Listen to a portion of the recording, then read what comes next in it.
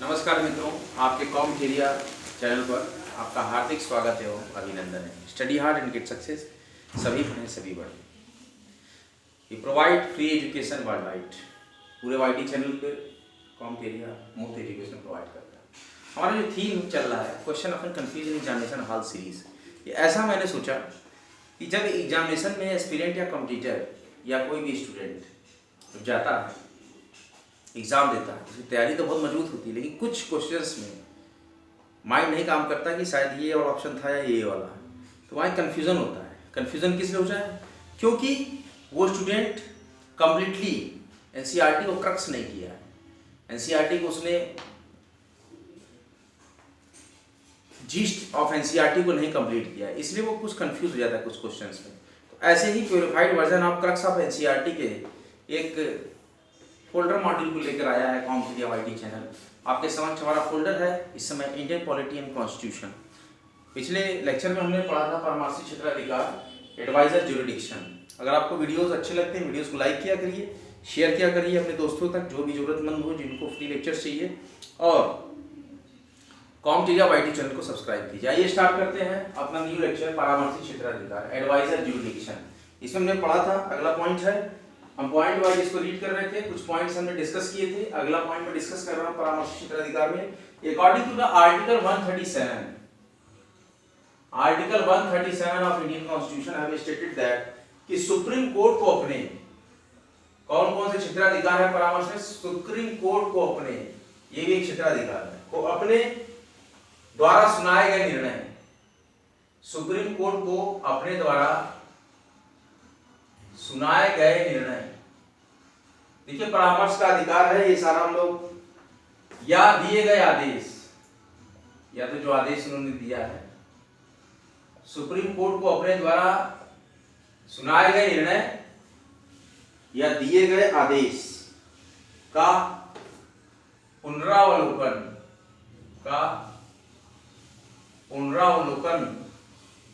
करने की शक्ति होगी, पुनरावलोकन करने की शक्ति होगी।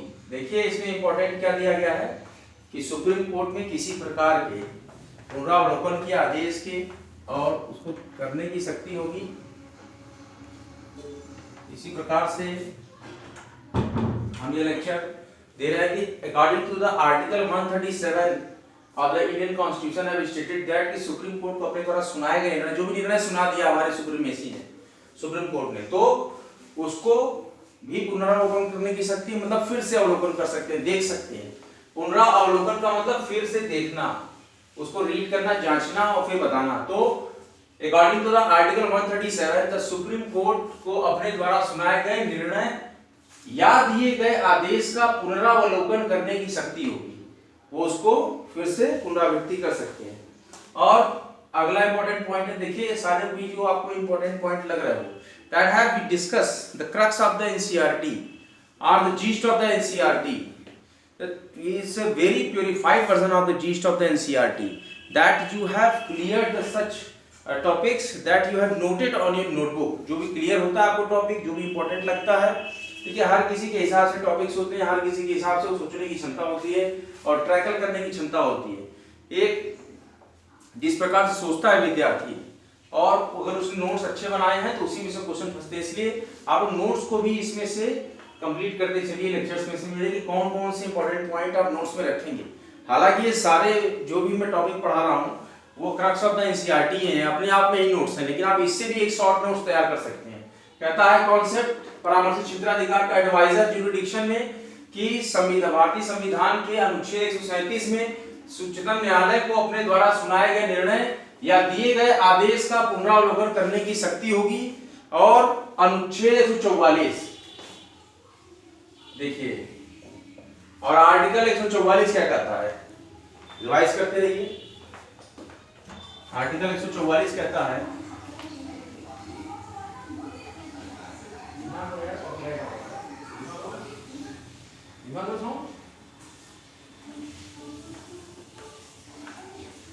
संविधान के अनुच्छेद 144 में क्या कहा है, ये एडवाइजर जुरिडिक्शन होता है सुप्रीम कोर्ट का कि भारत के राज्य क्षेत्र, आप सुप्रीम कोर्ट के द्वारा भारत के राज्य क्षेत्र या भारत के राज्य क्षेत्र के सभी सिविल और देखिए जितने भी मामले होंगे सभी सिविल और न्यायिक प्राधिकारी, जो भी प्राधिकारी का मतलब ऑफिसर और जिनके अथॉरिटी जो होती है उन्हीं को बोलते हैं प्राधिकारी। देखिए संविधान के अनुच्छेद 144 के द्वारा कहा है कि भारत के राज्य क्षेत्र के सभी सिविल और न्यायिक प्राधिकारी सुप्रीम कोर्ट की सहायता से कार्य करेंगे, उच्चतम न्यायालय की सहायता से कार्य करेंगे, इनकी ही सहायता से कार्य करना हो, की सहायता से कार्य करेंगे, क्योंकि वो न्यायिक हैं और प्राधिकारी हैं और सिविल में हैं या तो जुडिशरी में है, इनको सुप्रीम कोर्ट की सहायता से ही कार्य करना हो। और तीसरा इंपॉर्टेंट पॉइंट हमारे एडवाइजर जुरिडिक्शन में जो आता है होता है कि सुप्रीम कोर्ट के फैसले, जो भी सुप्रीमेसी फैसला दे देगी ये तो अनंतिम होता है, इसके बाद कोई अपील न्यायालय नहीं होता। जैसा कि पता होगा सुप्रीम कोर्ट के फैसले भारतीय भूभाग यानी भारत में जितने भी भाग आते हैं, भारतीय भूभाग अन्य सभी भारत से संबंधित जो भी भूभाग हैं उनके अन्य सभी न्यायालयों पर बाध्यकारी है। न्यायालय मतलब कोर्ट पर, न्यायालयों पर बाध्यकारी है। बाध्यकारी का मतलब मानना पड़ेगा, बाध्यता है। जो फैसला दे दिया उच्चतम न्यायालय ने वो भारतीय भूभाग के किसी भी भारतीय विभाग के सभी न्यायालय पर क्या है, बाध्यकारी है, बाध्य हैं आप कि आपको वो सुप्रीम कोर्ट का डिसीजन ही मानना पड़ेगा। और सुप्रीम कोर्ट द्वारा दिए गए निर्णय, सुप्रीम कोर्ट द्वारा दिए गए निर्णय संपूर्ण देश में लागू होते हैं, पूरे भारतवर्ष में लागू होंगे, संपूर्ण देश में लागू होते हैं। देखिए इंपॉर्टेंट पॉइंट क्या है कि according to the article 137 supreme court को अपने द्वारा सुनाए गए निर्णय या दिए गए आदेश का पुनर्वलोकन करने की शक्ति प्राप्त है और संविधान के अनुच्छेद 144 के अनुसार भारत के राज्य क्षेत्र के सभी सिविल और न्यायिक प्राधिकारी सुप्रीम कोर्ट की सहायता से कार्य करेंगे और सुप्रीम कोर्ट के फैसले भारतीय भूभाग के अन्य सभी न्यायालयों पर बाध्यकारी होंगे, उनको मानना पड़ेगा सुप्रीम कोर्ट का निर्णय। और सुप्रीम कोर्ट द्वारा दिए गए निर्णय संपूर्ण देश में लागू होंगे, पूरे भारत में, तो भारतवर्ष में पूरा लागू होगा सुप्रीम कोर्ट का यह निर्णय। और क्या पॉइंट है, ये सुप्रीम कोर्ट सुप्रीम कोर्ट स्वयं अपने निर्णयों से बाध्य नहीं है, वो निर्णय को बदल भी सकते हैं। निर्णयों से अगर लगता है कि यह राष्ट्रहित में नहीं है जो निर्णय दिया गया है तो उसको बदला भी जा सकता है। तो सुप्रीम कोर्ट स्वयं अपने निर्णयों से बाध्य नहीं है और कभी भी कोई निर्णय अगर दे दिया इन्होंने तो और कभी भी उनकी समीक्षा कर सकता है, उन निर्णयों की, उनकी का मतलब उस निर्णय की उनकी समीक्षा कर सकता है कि हमने जो निर्णय दिया वह सही है या गलत था या इस दौर के हिसाब से सही है। ये सारा समीक्षा सुपरविजन करेंगे हमारे माननीय उच्चतम न्यायालय। उच्चतम न्यायालय स्वयं अपने निर्णयों से बाध्य नहीं है और कभी भी उनकी समीक्षा कर सकता है और सर्वोच्च न्यायालय की अवमानना मतलब उनकी बात नहीं मानना के मामले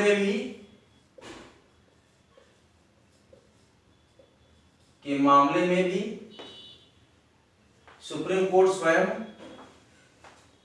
अवमानना के मामले में भी सुप्रीम कोर्ट स्वयं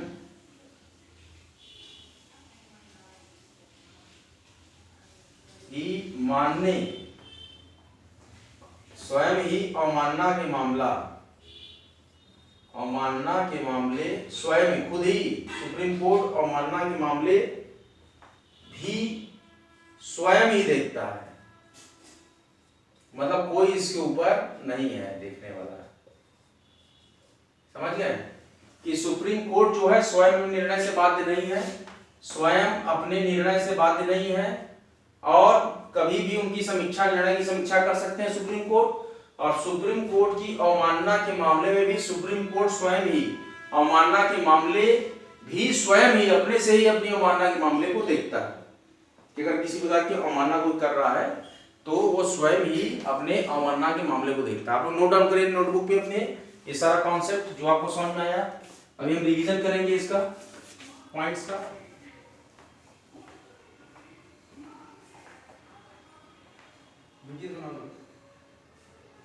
बीच में बना दो,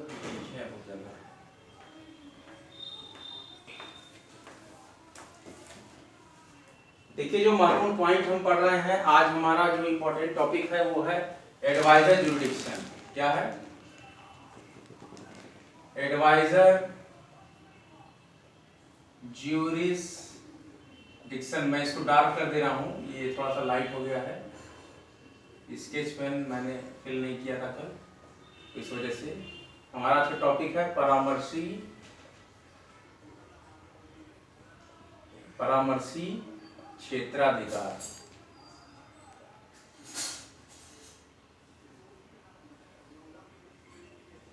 देखिए हमारा टॉपिक है आज का परामर्शी क्षेत्राधिकार। इसमें हमने पढ़ा है कल भी और आज हम पढ़ रहे हैं कि according to article 137 supreme court को अपने द्वारा सुनाए गए निर्णय, सुप्रीम कोर्ट को अपने द्वारा सुनाए गए निर्णय या दिए गए आदेश या उसके द्वारा दिए गए आदेश का पुनरावलोकन करने का शक्ति प्राप्त होगी। और according to the article 144, according to the अनुच्छेद 144 में भारत के राज्य क्षेत्र के सभी सिविल और न्यायिक मामले प्राधिकारी, सिविल और न्यायिक प्राधिकारी उच्चतम न्यायालय की सहायता से कार्य करेंगे।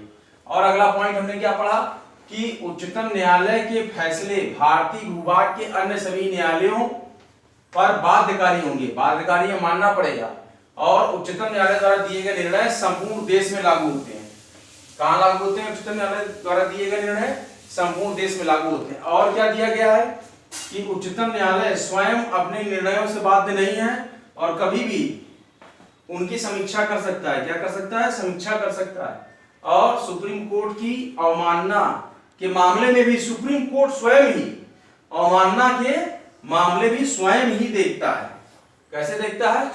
खुद स्वयं अवमानना के मामले। कौन? Supreme court. सुप्रीम कोर्ट अवमानना के मामले स्वयं ही देखता है, खुद देखते हैं सुप्रीम कोर्ट अपनी अवमानना के मामले। अब हम अगला पॉइंट डिस्कस करने जा रहे हैं क्योंकि बहुत इंपॉर्टेंट है। उम्मीद है कि आप लोगों ने नोट कर लिया होगा। अगला एक न्यू टॉपिक हम स्टार्ट कर रहे हैं। हमारा जो चैप्टर चल रहा है वो इंडियन जुडिशरी चल रहा है। उसके अंतर्गत हम विभिन्न प्रकार के हेडिंग्स को स्टडी कर रहे हैं, प्रिपरेट कर रहे हैं। We have prepared for the some crux are purified version of the gist of the NCERT for Indian polity and constitution that we have made a great decision to have a powerful preparation for UPSC, PCS, SSC and one day a mains examination that you have more and more knowledge than others। देखिए कहा गया है कि जितना भी आप सोच रहे हैं आपसे ज्यादा बेटर कहीं कोई किसी कोने में पढ़ रहा है। आप जितना सोच रहे हैं उससे ज्यादा भी कोई बंदा कहीं कोने में बैठ के पढ़ रहा है। इसलिए पढ़ाई का क्रम और जुनून पैदा करें, अधिक से अधिक कॉन्सेप्चुअल चीजों को ज्यादा से ज्यादा कॉन्सेप्ट को क्लियर कीजिए और जानने की कोशिश करिए कि अधिक से अधिक इंप्रूवमेंट हम कैसे कर सकते हैं। We have improved ourselves. फौजदारी और दीवानी कानून क्या है? हम पढ़ेंगे फौजदारी एवं दीवानी कानून के बारे में।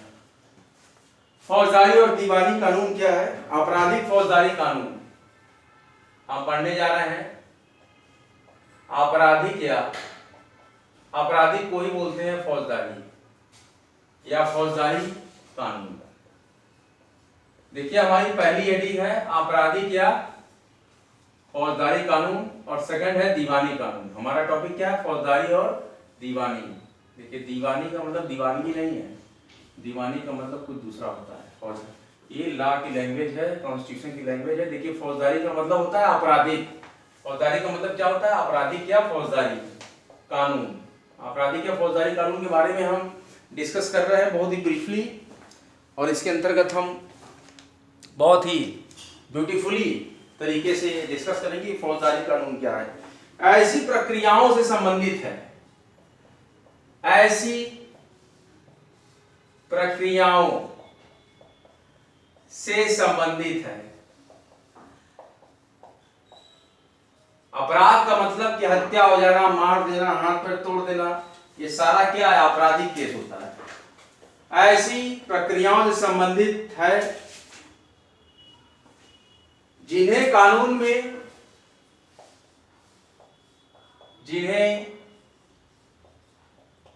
में अपराध माना गया है। क्या माना गया है? अपराध माना गया है। हमने जो हेडिंग बनाई थी इसमें फर्स्ट है फौजदारी और दूसरा है दीवानी कानून, law of criminal and civil. देखिए आपराधिक और फौजदारी कानून के बारे में हम डिस्कस करने जा रहे हैं। आपराधिक या फौजदारी, ये ऑब्लिक में लगाया। देखिए what is the criminal law? सोचिए एक बार, व्हाट इज अपराध हुआ हो, क्रिमिनल हो, क्रिमिनलिटी डिजाइन की गई हो, कारित किया गया हो, अपराध कारित किया गया हो, सिद्ध कर देंगे तो किस प्रकार की वो लॉ हो जाएगी? आपराधिक या फौजदारी लॉ। तो ऐसी प्रक्रियाओं से संबंधित होता है फौजदारी या आपराधिक कानून कि जिन्हें कानून में अपराध माना गया है। सबसे पहला पॉइंट ये हमारा है that have indicate bye asterisk. You have note the asterisk points of the given lecture of Indian polity and constitution that अगर ऐसी प्रक्रियाएं जिन्हें कानून ने अपराध माना है, ऐसी प्रक्रियाओं क्या बोलते हैं? आपराधिक कानून या फौजदारी कानून। और क्या इसमें इंपॉर्टेंट पॉइंट होता है कि इसमें जैसे कि चोरी, जैसे कौन सा हो सकता है? इजी सेस फॉर एग्जांपल चोरी, हत्या, और क्या सकता है एग्जांपल? दहेज उत्पीड़न,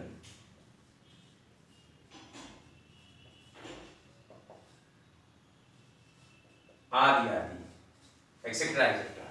तो ऐसी प्रक्रियाओं से संबंधित होता है आपराधिक या फौजदारी कानून जिन्हें कानून में अपराध माना गया है। इसमें एफआईआर, सेकंड पॉइंट नोट करते रहिएगा, फर्स्ट इन्वेस्टिगेशन रिपोर्ट क्या की जाती है इसमें एफआईआर दर्ज कराने के बाद, एफआईआर दर्ज करने के बाद पुलिस, इसमें एफआईआर दर्ज कराने के बाद पुलिस जांच करती है, जांच कर अदालत, पुलिस जांच कर अदालत में केस फाइल करती है, अदालत में केस फाइल करती है। किस केस में? देखिए हम पढ़ रहे हैं, हमारा टॉपिक है आज का फौजदारी कानून। फौजदारी और दीवानी कानून हमारा जो टॉपिक है वो पहला है हमारा फौजदारी कानून, जिसमें कि हम फौजदारी को आपराधिक कानून भी कहते हैं। यह क्रिमिनल लॉ दैट ऐसी प्रक्रियाओं से संबंधित होता है फौजदारी या आपराधिक कानून जिन्हें कानून में अपराध माना गया है, जैसे कि चोरी करना, हत्या करना, दहेज करना, ब्ला ब्ला ब्ला, दहेज उत्पीड़न, ये सारे। और इस केस में क्या होता है? इसमें फर्स्ट इन्वेस्टिगेशन रिपोर्ट दर्ज कराने के बाद पुलिस जांच करके अदालत में केस फाइल करती है और अपराधी के दोषी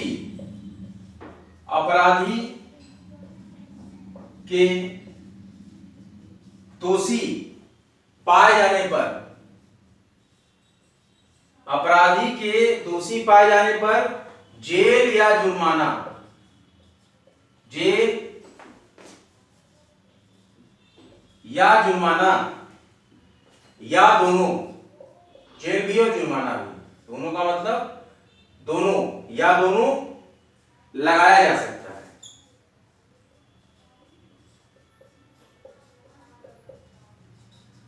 आज हम पढ़े हैं क्रिमिनल लॉ।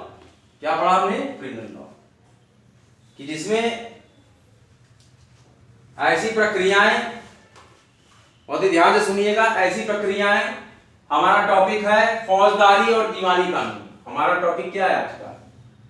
देखिए बहुत इंपॉर्टेंट टॉपिक है ये, जो मैं घेर रहा हूं घेरे में, यही हमारा टॉपिक है, फौजदारी एवं दीवानी कानून। उसमें पहला पढ़ रहे हैं फौजदारी या अपराध कानून। तो ऐसी प्रक्रियाओं से संबंधित होता है फौजदारी या अपराध कानून जिन्हें कानून में अपराध माना गया है, कि आपने अपराध किया है, समझे आप, आपने अपराध किया है। जैसे कि for example, easy says for example, कि चोरी करना, हत्या करना, दहेज उत्पीड़न करना इत्यादि एक्सेट्रा।